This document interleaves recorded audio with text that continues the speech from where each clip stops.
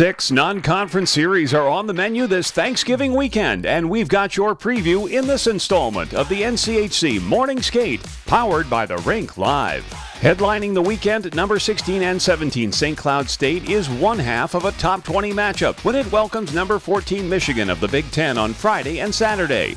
The Huskies are one of the hottest teams in the country, reeling off 6 straight wins after a 2-4 start.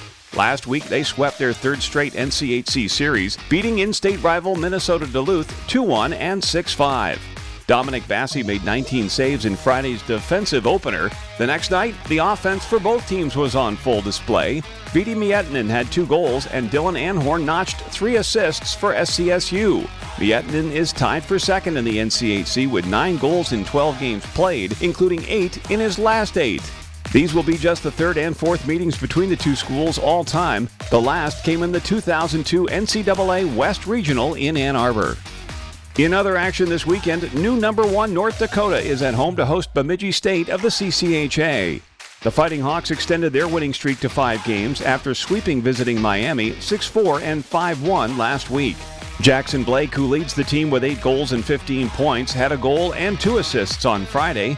Blake had another goal, and Reese Gaber scored a pair the next night as UND completed its second straight NCHC series sweep. Miami transfer Ludwig Persson backstopped both wins versus his old team. He was aided by the play of Minnesota State transfer Bennett Zamolik. He blocked 10 shots and was +5 for the series, earning him the award for NCHC Defenseman of the Week.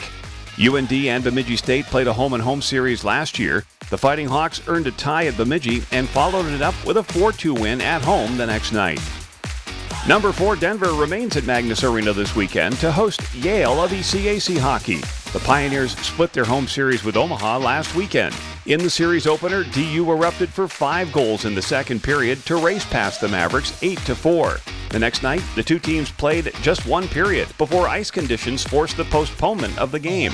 When it resumed on Sunday, the Pioneers fell behind and never recovered over the final 2 periods, losing 4-3. Freshman Mikko Matika scored a goal in each game, extending his goal streak to 5 games and his point streak to 6. He was named NCHC Rookie of the Week for the second straight week. DU enters the series with the Bulldogs leading the country, averaging 5.25 goals per game.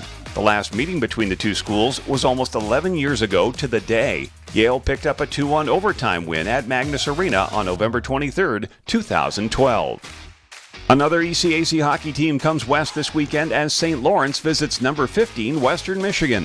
The Broncos got back in the win column during a road trip to Colorado College last week. They won 3-1 in the series opener behind a goal and 2 assists from captain Luke Granger.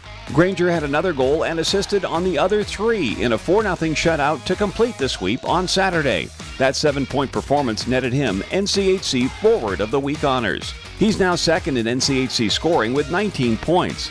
Cameron Rowe made 23 saves in the whitewash and combined for 48 stops in the series to pick up NCHC Goaltender of the Week. The Broncos last played St. Lawrence 2 seasons ago, sweeping a series in Canton, New York by a combined score of 13-3. Also this weekend, Omaha faces Division I newcomer Augustana in a home-and-home series that starts Friday at Baxter Arena. It will wrap up on Saturday in Sioux Falls, South Dakota. The Mavericks are coming off a road split at Denver last week, earning them their first NCHC regulation win. As noted, UNO lost 8-4 to the Pioneers on Friday. Then, after waiting through Saturday's postponement, the Mavericks started quickly and pulled out a 4-3 win on Sunday for just their second regulation win ever at DU. Ty Mueller had a goal and an assist for Omaha in the win, while Brock Bremer and Jesse Lansdell each had 2 assists.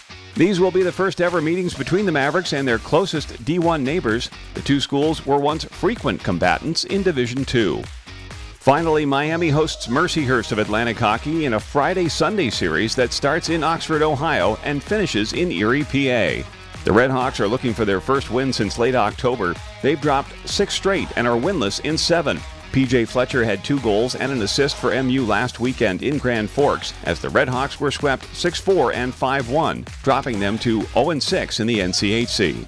Miami and Mercyhurst paired off in a similar split-city series 2 seasons ago, although the games were separated by nearly a month. Miami won 7-4 on the road, but lost 5-4 in overtime at Steve Cady Arena. Mercyhurst is a good team.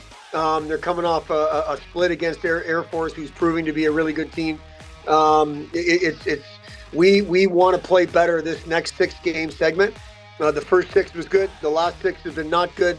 And then the next 6, we think we can get ourselves back to feeling good about our game. That starts this Friday against a really good opponent, and that's the way our guys will.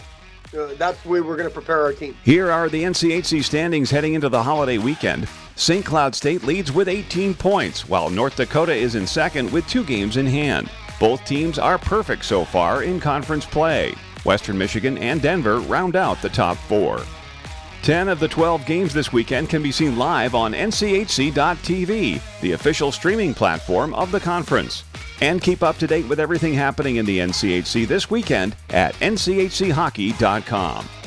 Enjoy the turkey and the hockey this weekend. And thanks for watching the NCHC Morning Skate, powered by the Rink Live.